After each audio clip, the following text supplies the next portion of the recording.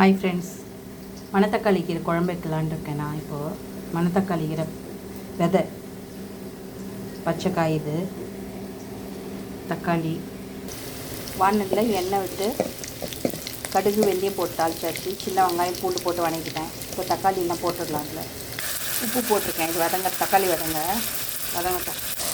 தக்காளி நல்லா வதங்கிடுச்சு. இதில் நம்ம மணத்தக்காளியை போட்டுடலாம். குழம்புக்கு தேவையான மஞ்சள் பொடி, மிளகாய் பொடி போட்டுக்கலாம்.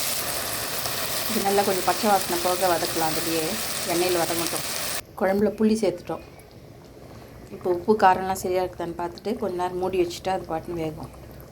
ஃப்ரெண்ட்ஸ், இங்கே பாருங்கள், சூப்பராக இருக்கா பச்சை மணத்தக்காளி குழம்பு. சின்ன வெங்காயம் போட்டு பூண்டெல்லாம் போட்டு செஞ்சேன்னு வச்சுக்கோங்க, சூப்பராக இருக்கும்.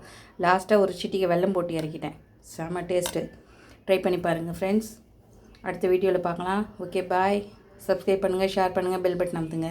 பாய்.